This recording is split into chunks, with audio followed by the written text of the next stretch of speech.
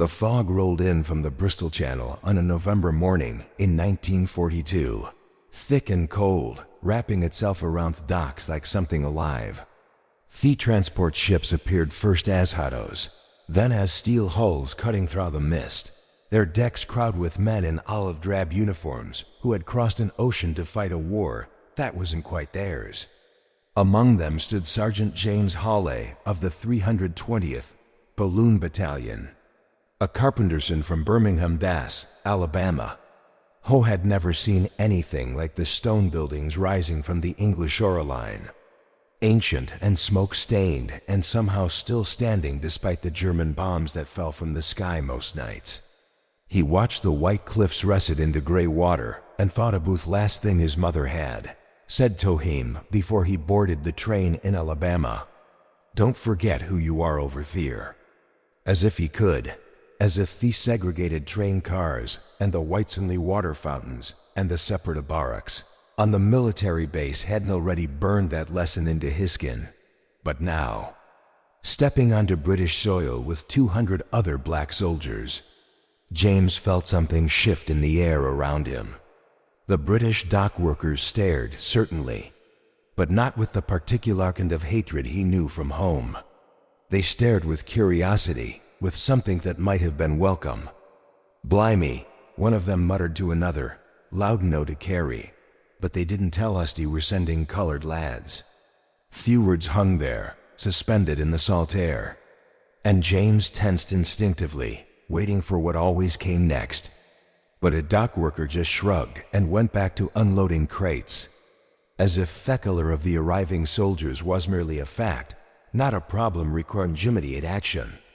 James exchanged a glance with Private Marcus Wright, a sharecropper's grandson from Georgia, who had fought his way through 3 years of high school before the draft found him. Neither man spoke. They had learned long ago not to trust moments like these. The first week passed in a blur of military routine, setting up anti-aircraft positions around Bristol, stringing barrage balloons across Thesky to deter German bombers, learning to navigate blackout conditions in a city that had already been pounded into rubble in places. But it was the small things that bewildered them. The pub owner in Clifton who served them with hesitation, pouring pints of bitter with the same casual efficiency he showed the Black GIs. The elderly woman on Park Street who stopped to ask where they were from, genuinely interested, not afraid. The children who followed them through the streets, fascinated, asking to touch their uniforms, their skin, treating them like exotic visitors from another world rather than something Tobe feared or despised. "It's like they didn't know," Marcus said one evening as they walked back to the barracks, through streets lit only by moonlight and the occasional flash of searchlight scanning for enemy planes. Like they don't understand how it's supposed to work. James didn't answer immediately. He was thinking about the girl he'd seen that afternoon outside the cinema on White Ladies Road. White, maybe 19, with dark hair curled in the fashion of the time. She had smiled at him.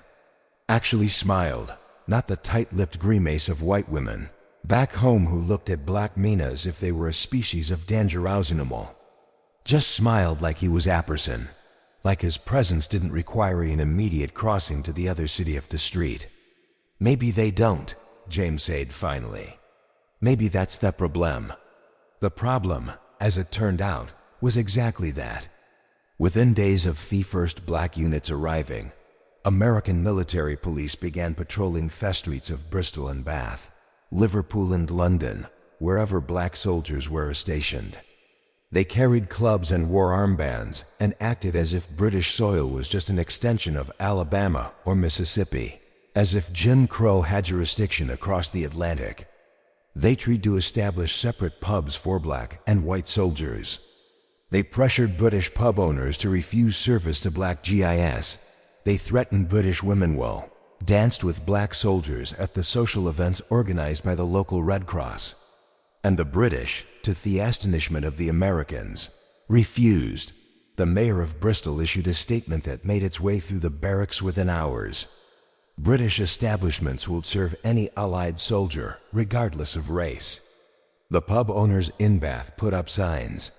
All Allied servicemen will come. The women kept dancing.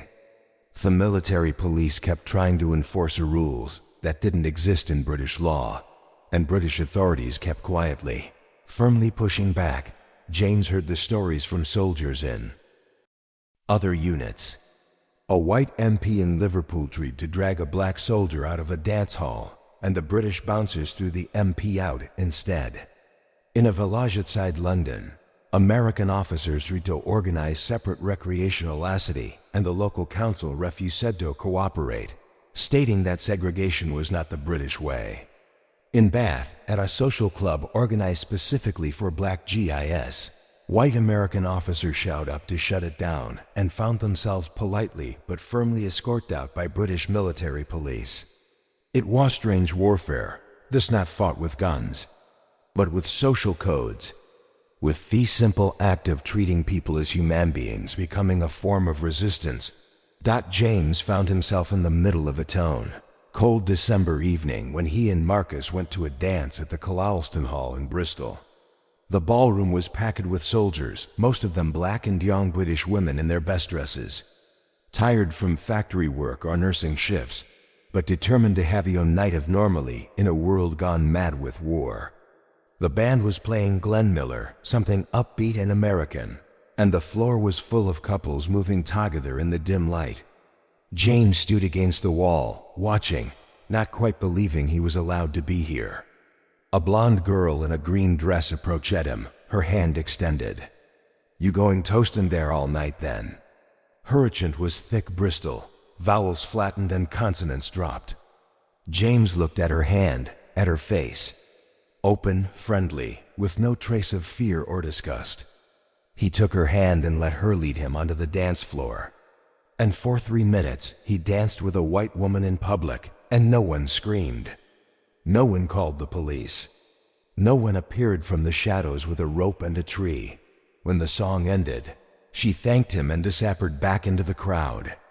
And James stood there feeling like he had crossed into some alternate dimension where the rules he had lived by his entire life simply didn't apply. But they did apply just differently. The first time he saw an American MP beat a black soldier outside a pub in Broadmoor, James understood that the freedom held in Bristol was conditional, temporary, a gift that could be revoked at any moment by men with badges and clubs and the backing of the United States military. The second time he saw it, a corporal from Cleveland knocked Duncius for the crime of drinking in a pub that white soldiers also frequented. He started to understand that the British welcome, however genuine, couldn't protect them from their own officers. The third time he stopped being surprised and just felt tired. The British tried. God knows they tried. Local newspapers ran editorials condemning American segregation. The baby broadcast programs about racial equality. British soldiers, the ones who hadn't been sent to North Africa or Asia yet, got into fist fights with Americans who tried to enforce color lines in British establishments. In some towns, British civilians organized separate social events specifically for black guys, complete with food and music and women willing to dance with them. Asmo rebellion against a policy they found barbaric and incomprehensible. And somewhere in all of this, in the strange intersection between American racism and British resistance, stories began to circulate. Rumors mostly the kind that soldiers passed around in barracks late at night when the bombers were quiet and sleep wouldn't come. Stories about high-ranking British officials expressing shock at American segregation. About military liaison who refused to attend meetings where black soldiers were excluded. About the king himself asking pointed questions about treatment of colonial troops. Thought that might have been wishful thinking, but there was one story that James Hard repeated so many times in so many variations that he have believed it might be true. It was late January 1943 when Lieutenant Colonel Henry Morrison of the 92nd Infantry Division told it to a group of soldiers during a rare address at their barracks outside Bath. Morrison was one of the few black officers who had managed to survive Thermie's constant efforts. to remove black men from positions of leadership, and hecoried himself with the careful dignity of someone who understood that his every action was being scrutinized, that any mistake would be used as evidence against his entire race. "I was at Applening meeting," Morrison said, his voice low and measured in the way of men who had learned to choose their words. Carefully with British military liaison officers, discussion of troop deployments, logistics, the usual, and données of the British colonels, proper a Paris type, Eton and Oxford, few whole package. He asks our commanding officer, "I understand there are Negronites arriving. How shall we accommodate him?" And our CEO, he starts explaining segregation policy. Separate affalities, separate recreational areas, the works.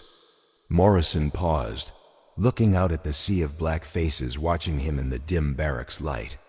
And this British colonel, he just stares at our commanding officer like the man has suggested something obscene.